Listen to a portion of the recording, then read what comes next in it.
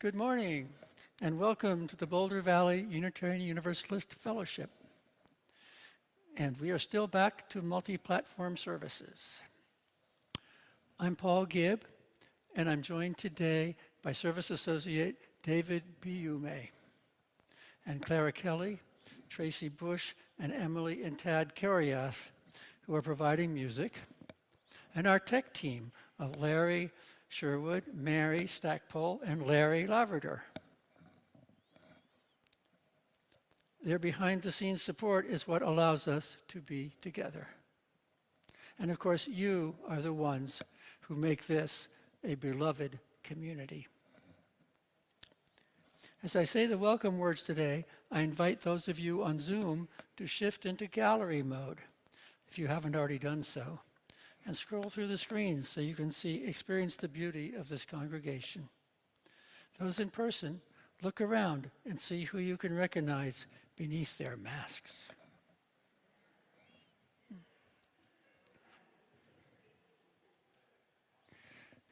You are welcome here today in all the beauty of languages, cultures, skin tones, shapes, and sizes that come together in your uniqueness. You are welcome here. In all the ways you experience and express gender, you are welcome here. In the beauty that is who you love and how you love, you are welcome here. In all the ways you make your living and the places you are from, you are welcome here. With all the traditions that inform your spiritual life, you are welcome here today. No matter how long you are away, nor how soon you will return, you are welcome here.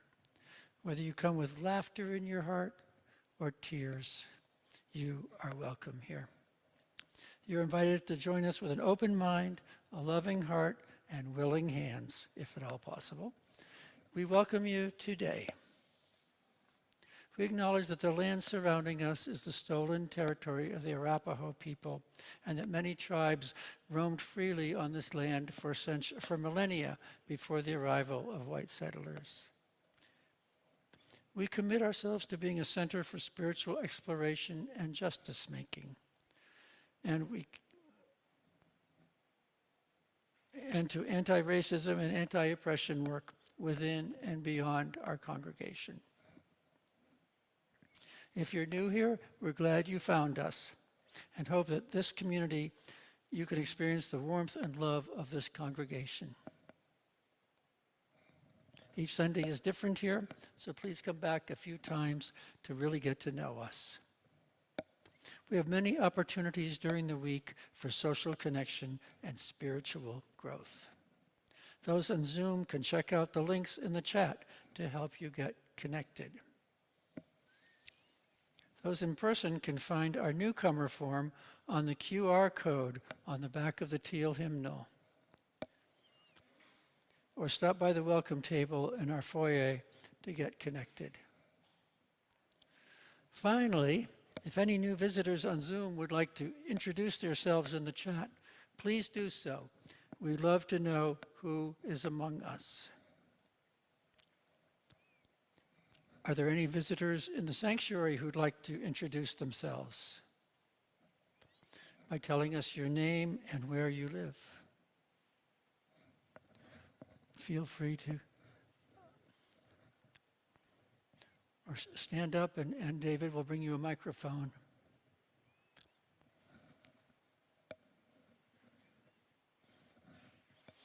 Okay. All on Zoom are invited to the virtual coffee hour after the service. Roomies are welcome to stay and chat, being mindful of physical distancing. And as a reminder, any service participants who take their masks off tested negative for COVID this morning. We ask that you keep your masks on while in the sanctuary this morning at all times, even during introductions, joys, and concerns, and especially while singing. If you have a chalice at home, you can light it with me as David lights our fellowship chalice. So we know where all our chalices are. Please write in the chat, chalice lit in, and the name of your town. Please say the words along with me as David lights our chalice. We light this chalice for the warmth of love, the light of truth, and the energy of action. And now I'll sing our bowl, inviting it to draw you deeper into the present moment and this, our beloved community.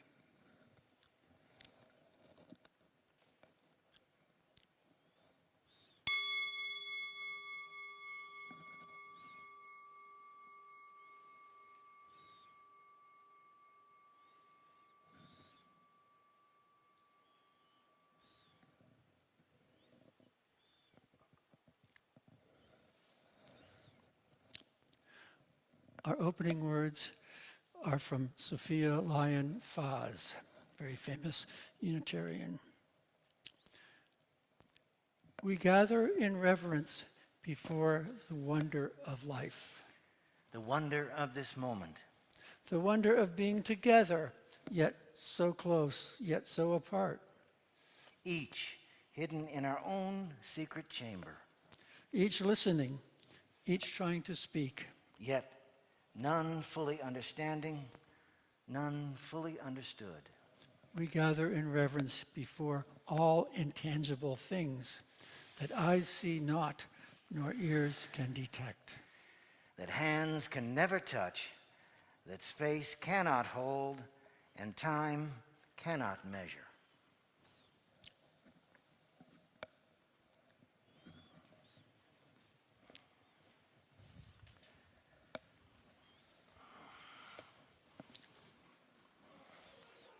Together this morning. Oh, there we go. Hi. We get to make music together again this morning. We're going to start with hymn number 145 in your gray hymnals. It's number 145. It's called Tranquil Streams. You are invited to rise as your body sees fit.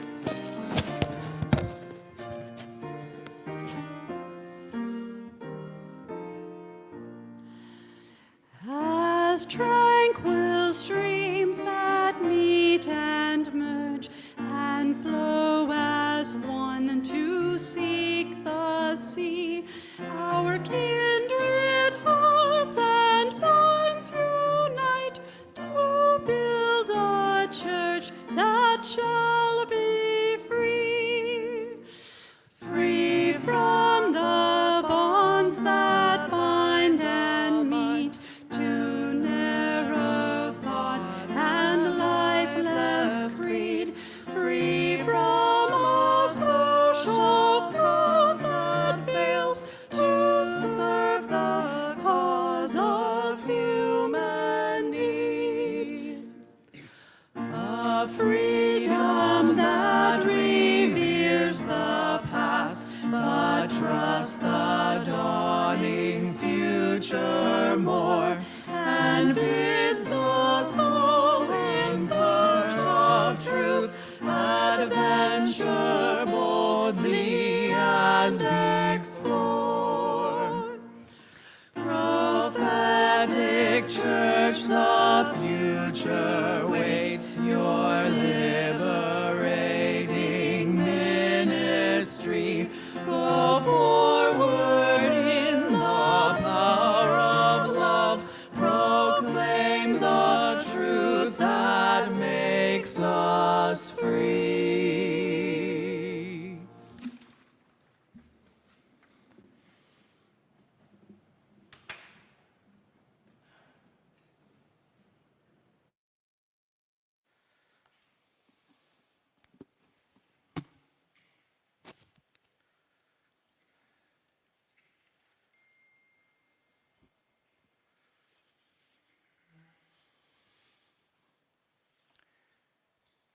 My journey toward experience of the divine began early in life. I was a child of the 1950s and 60s, growing up in a devout Methodist family. and Sunday services were observed as strict etiquette, a matter of my responsibility as a young boy, including recitation in unison of the Apostles' Creed and the Lord's Prayer every Sunday, 50-plus weeks a year, in the deafening roar of an always packed congregation of 375. I joined in great enthusiasm as a young child, anxious to do anything to gain the approval of Mom and Dad. But by age 10 or 11, I began to listen to what I was repeating every week. And I remember standing there in silence under the sidelong glare of my parents and grandparents, wondering if Jesus had ascended into heaven and was sitting on God's right hand, who was sitting on God's left? And what about the next sentence? And Jesus will come again to judge the living and the dead. I figured that since Jesus was coming back to earth to judge everybody and decide who goes to heaven and who's damned to hell, this must be why all those hundreds of people surrounding me were so ready to repeat their beliefs every week at the top of their lungs, just to make sure they were in the group that went up instead of down. And why? If God were only good, as I was constantly being told, were we offering in the weekly unison recitation of the Lord's Prayer an appeal to God to, quote, lead us not into temptation? To these questions and a great many more, I received no answers, only the angry stare or occasionally a return question. What is a boy your age doing asking such questions? Let down and discouraged, I walked into a local Billings bookstore and spent my allowance on a copy of Yogananda's Autobiography of a Yogi. A book that it positively vibrates with spirit. My first unforgettable exposure to the divine. And I wanted desperately to share.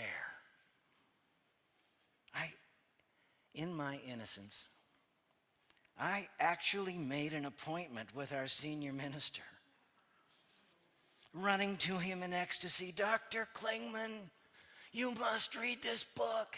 It's fantastic.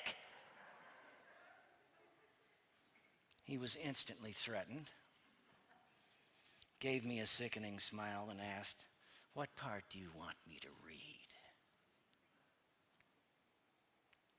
That was a moment I have never forgotten, a memorable lesson in the authority of the Christian church has long extended to itself. I recall to you our first source, direct experience of the transcending mystery and wonder, affirmed in all cultures, which moves us to a renewal of the spirit and openness to the forces which create and uphold life. Mine is a journey toward individual wholeness, and I've remained, reluctantly, dedicated to personal analysis. To do so is to deal with my own stuff. A willingness to continually put myself in the position of taking very hard looks at myself. And it's clear from personal acquaintance that a higher power exists and I'm not it. As a result, over time, I've been allowed a little separation, a bit of distance from instantaneous backlash to the latest arrow of outrageous fortune. That is grace. Freely given and also hard won. The astonishing creativity and at the same time meticulously personal nature of dream images presented almost nightly by the psyche continue to show me that I'm far from the only consciousness operating in the world and not to gather such identification to myself. For me, easier said than done. So, I keep an ear to the strange myths of the psyche, which help me gain perspective on the events of my life, always in the context of imagination, of images, my stock in trade. Perhaps some of us are by nature on a continual quest to experience the awful and beautiful grace of the divine.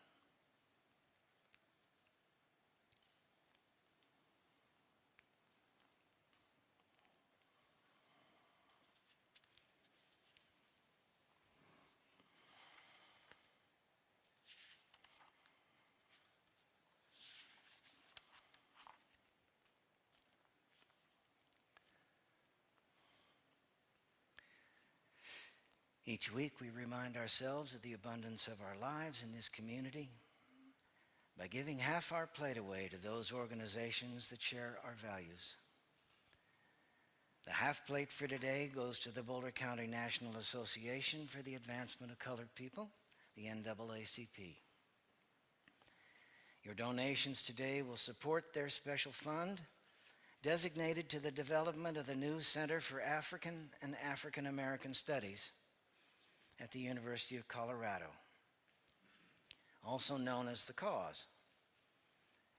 The mission of the Cause is to research, promote, preserve, interpret, and disseminate knowledge about the histories, cultures, and arts of Africa, African Americans, and the wider world of the African diaspora through research, visual and performing arts, and student services. You can text your donation at the number on the screen, or if you're in the fellowship today, place a donation in the offering plate as it passes. Please give generously as you so often do.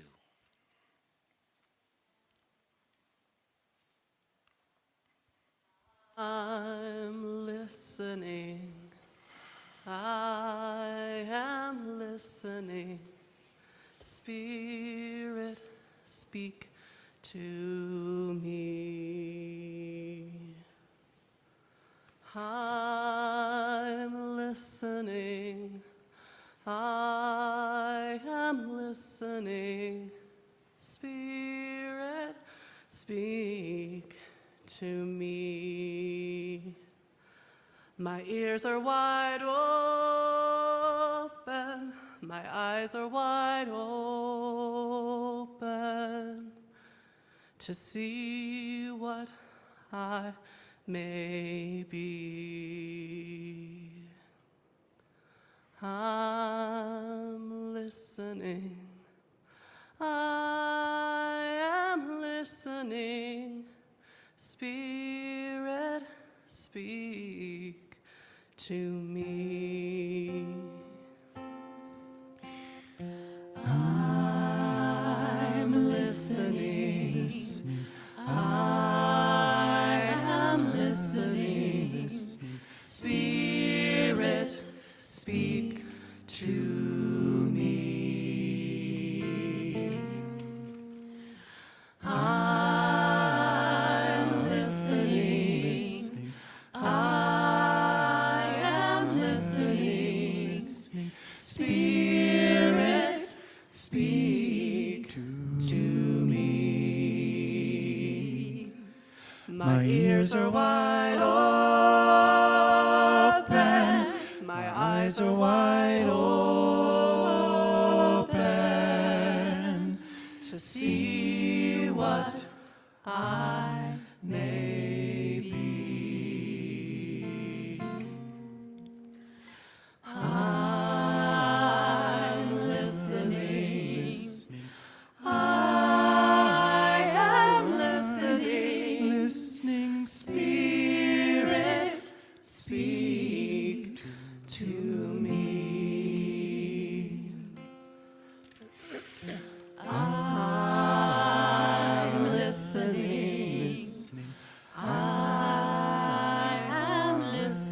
this moment of silence, Speak to me. I can hear the voices of all my kin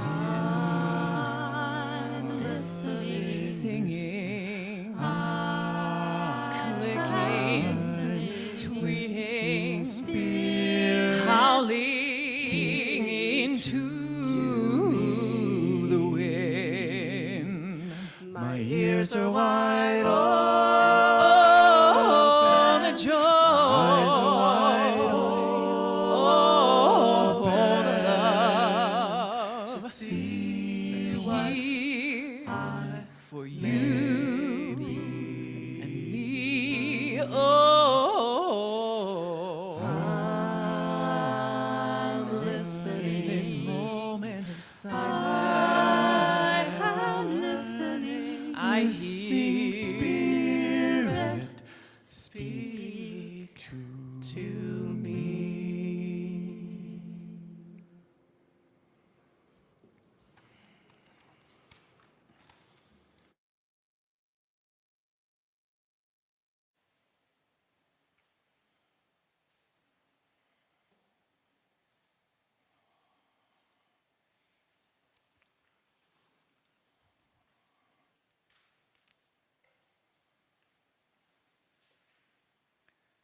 For the work of this fellowship, bringing love, reason, compassion, and justice to this world, and for the Boulder County NAACP, we dedicate our offerings.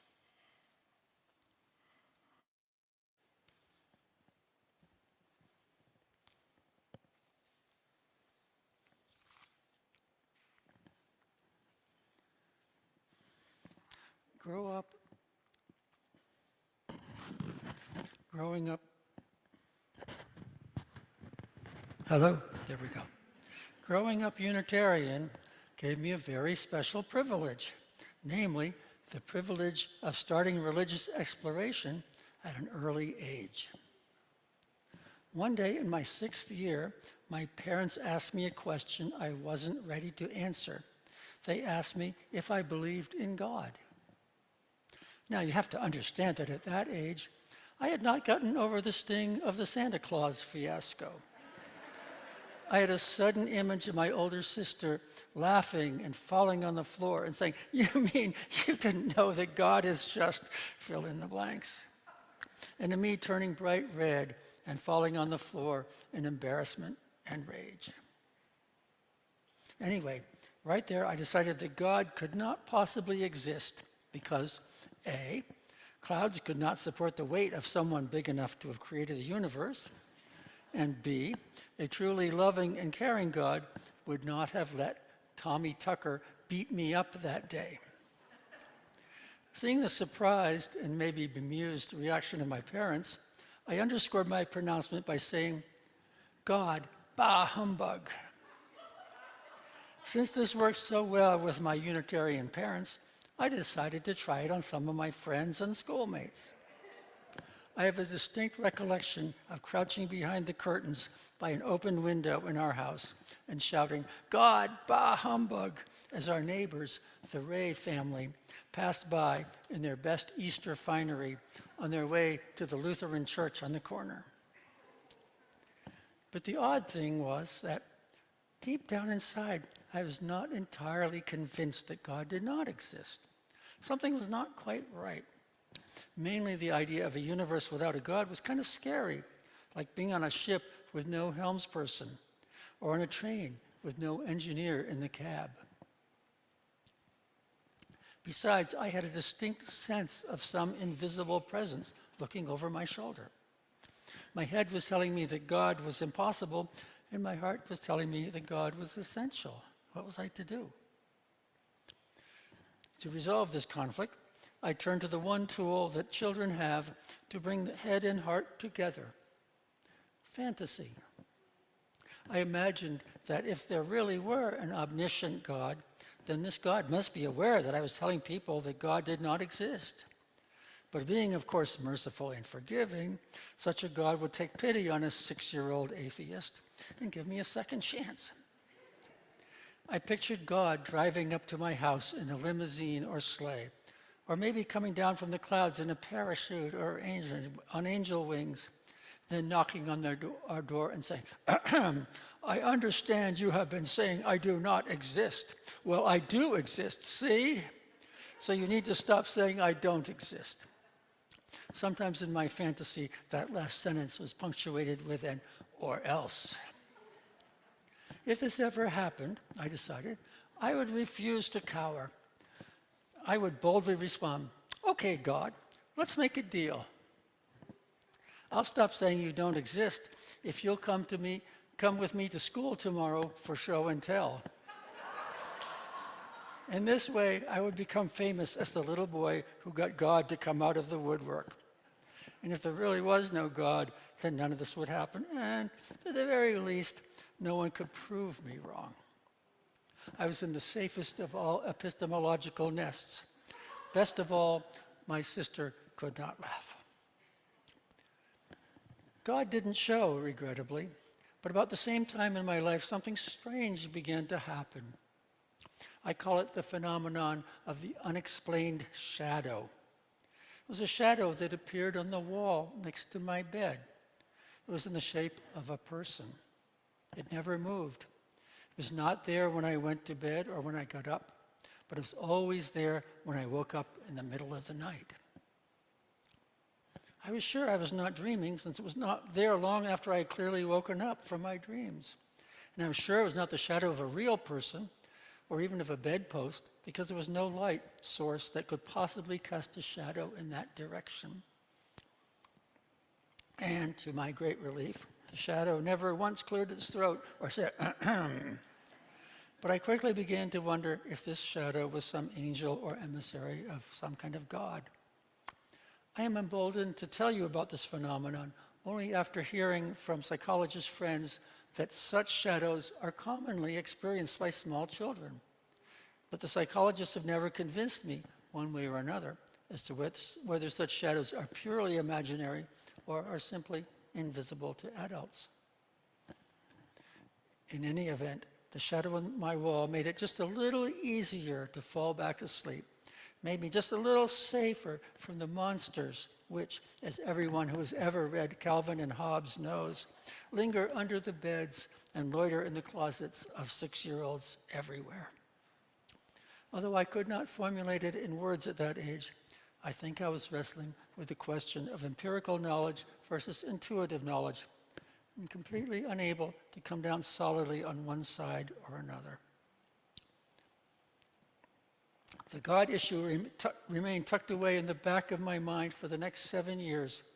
My Unitarian Sunday school helped me learn all sorts of possibilities, all the things that people believed or didn't believe in, quote, the church across the street. That was the name of the program that we studied.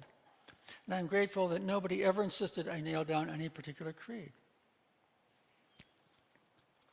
One evening the following year, as I was doing my science homework in the living room, my mother put Johannes Brahms's great First Symphony on the phonograph, one of the most spiritual pieces of music ever written. Around 9 o'clock, when I went outside to sneak a smoke, yes, I smoked then, the stars were unusually brilliant, and the beauty of everything led me to walk far into some nearby woods and climb a hill with an incredible view of what seemed like the entire universe.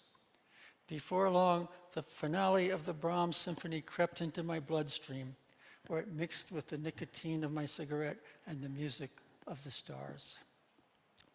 Surely, if ever there was a night when whatever is transcendent in the universe might make a personal appearance, this was it. I felt ecstatic in a way I've never felt before or since.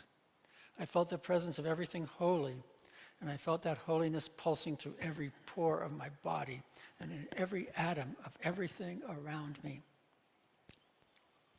This experience made my life joyful in a way it had never been before, and that joy is still with me.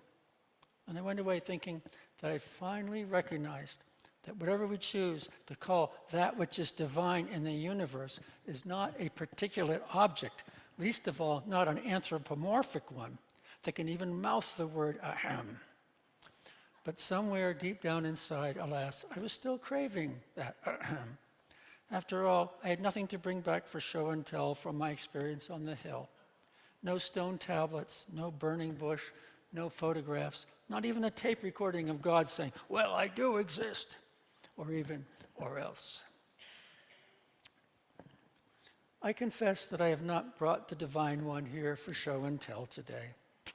Instead, I have only brought our friend the Earth, a huge ball of rock that sticks to my feet while we both spin around at 1,000 miles an hour, while orbiting a star at 35,000 miles an hour. Hey, we've gone 10,000 miles just while I've been speaking, all without a ripple or bump. Is that not enough of a miracle for you? And I bring my friends the stars, each of them infinitely brighter than your everyday Old Testament burning bush. Is that not enough of a miracle for you? And I bring you human existence and human love, all right here in this room. Are they not enough of a miracle for you? Okay, maybe you want more.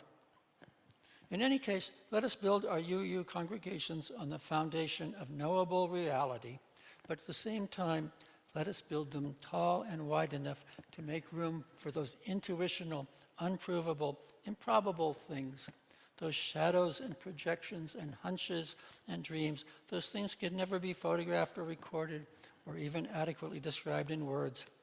Honoring them all and sharing them as we see fit, without creating creeds or catechisms or passing judgment. May our UU congregations be tall and wide enough for those who find a spiritual connectedness and call it God. May our UU congregations be tall and wide enough for those who find a spiritual experience and choose not to call it God. May our UU congregations be tall and wide enough for those who say, "God, bah, humbug," while secretly awaiting divine revelation. May our UU congregations be tall and wide enough for those who say, "God, bah, humbug," and are fully convinced no divine revelation will ever come their way. And may our UU congregations be tall and wide enough for those who find theological language too slippery and are unable or unwilling to make any kind of statement or of belief, and simply enjoy being here on Sunday or watching us on Zoom. Maybe by the next time I speak before this congregation, some sort of anthropomorphic incarnation of the infinite will have driven up to my house in a gold Prius and spilled all the beans about the meaning of life in the universe. And I'll have a very special guest to bring here for Sunday morning show and tell. Well, okay, maybe that won't happen. In the meanwhile, may we know how lucky we are to be in a denomination that honors exploration.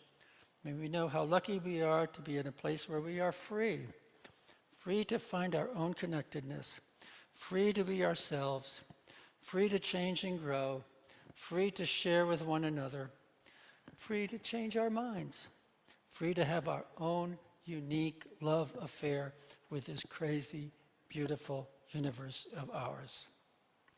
Truly, we are blessed to have that freedom. May that freedom be our show and tell.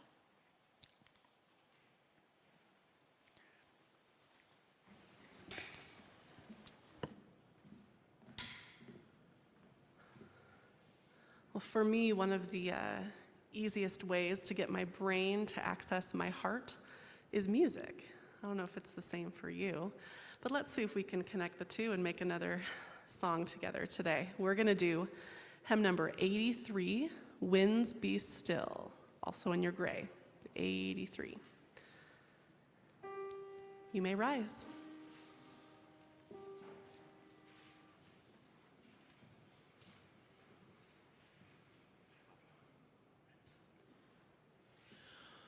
Winds be still, storm clouds pass and silence come. Peace grace this time with harmony.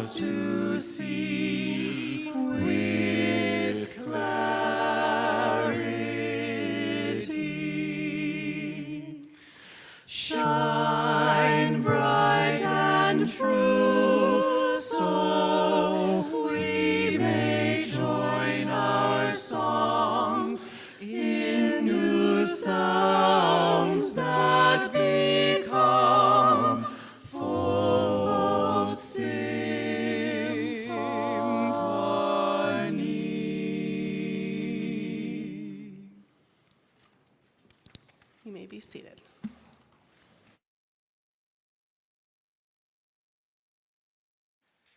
And we are staying in the gray hymnal for a responsive reading, please. Number 652,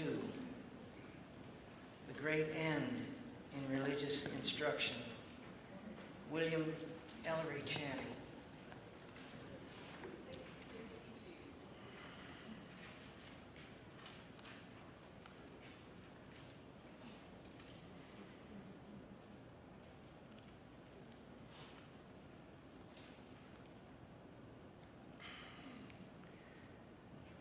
The great end in religious instruction is not to stamp our minds upon the young, but to stir up their own. Not to make them see with our eyes, but to look inquiringly and steadily with their own. Not to give them a definite amount of knowledge, but to inspire a fervent love of truth. Not to form an outward regularity, but to touch inward springs. Not to bind them toward preconceived notions of our particular sect or peculiar notions. But to prepare them for impartial, conscientious judging of whatever subjects may be offered to their decision. Not to burden the memory, but to quicken and strengthen the power of thought. Not to impose religion upon them in the form of arbitrary rules, but to awaken their conscience with a moral discernment. In a word, the great end is to awaken the soul to excite and cherish spiritual life.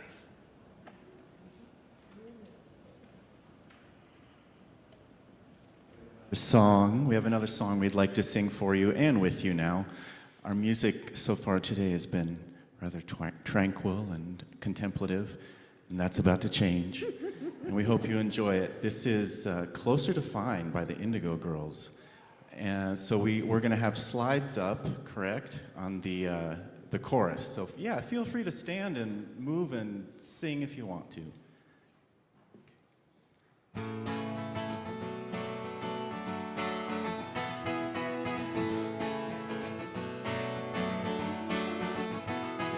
I'm trying to tell you something about my life. Maybe give me insight between black and white.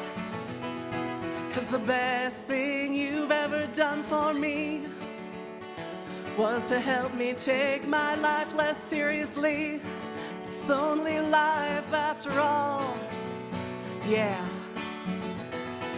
Well, darkness has a hunger that's insatiable, and the lightness has a call that's hard to hear.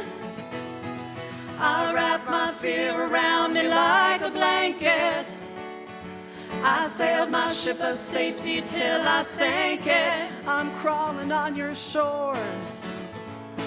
I went to the doctor, I went to the mountains, I looked to the children, I drank from the fountains. There's more than one answer to these questions, pointing me in a crooked line. And the less I seek my source from some definitive, the closer I am to find, yeah. Closer I am to find, yeah. I went to see the doctor of philosophy, with a poster of Rasputin and a beard down to his knees. He never did marry or see a B-grade movie. He graded my performance. He said he could see through me. I spent 4 years prostrate to the higher minds, got my papers and I was free. I went to the doctor, I went to the mountains, I looked to the children, I drank from the fountains. There's more than one answer answer to these questions, pointing me in a crooked line. And the less I seek my source from some definitive, closer I am to find, yeah. Closer I am to find, yeah.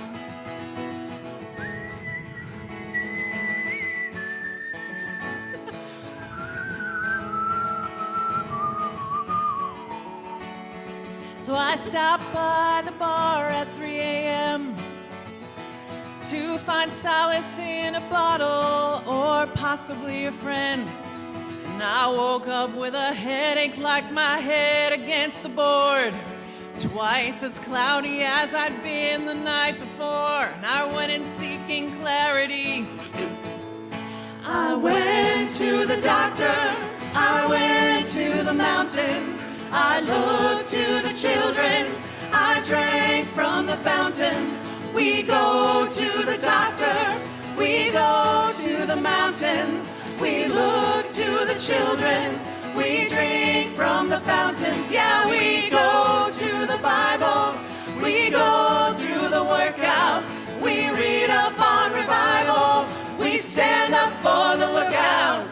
There's more than one answer to these questions, pointing me in a crooked line. And the less I seek my source from some definitive, the closer I am to find, yeah. Closer I am to find, yeah. Closer I am to find, yeah.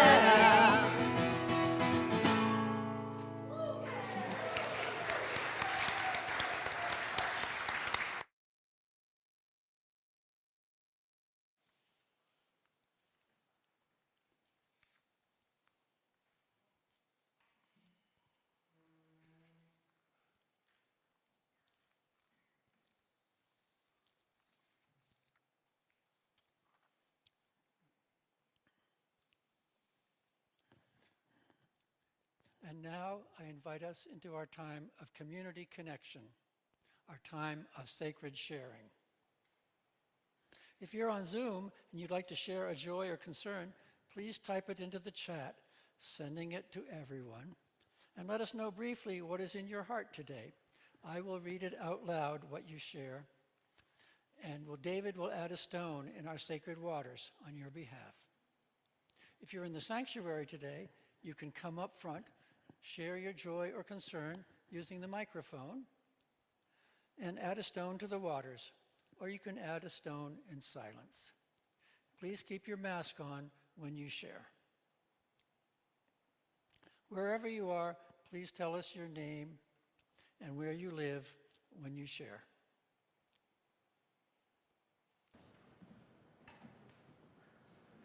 We have a very beloved hymn to end with today. That would be in your teal hymnal, number 1064, Blue Boat Home, 1064. Oh, please rise if you'd like.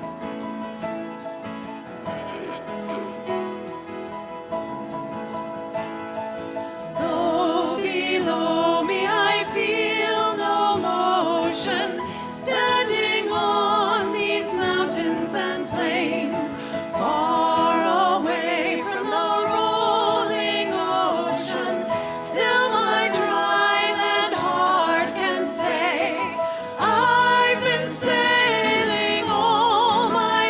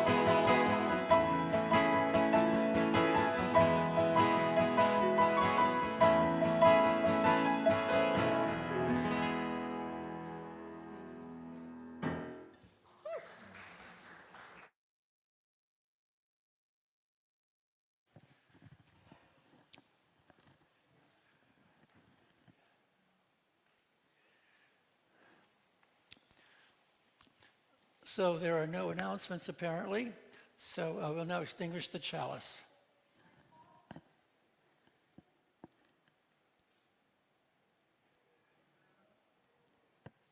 We extinguish this chalice, but not the warmth of love, the light of truth, nor the energy of action. These we carry in our hearts until we meet again. And here's the benediction. May we go forth knowing how lucky we are to be in a place where we are free, free to find our own connectedness, free to be ourselves, free to change and grow, free to share with one another, free to change our minds, free to have our own unique love affair with this crazy, beautiful universe of ours. Amen. Amen. Namaste. And may it be so.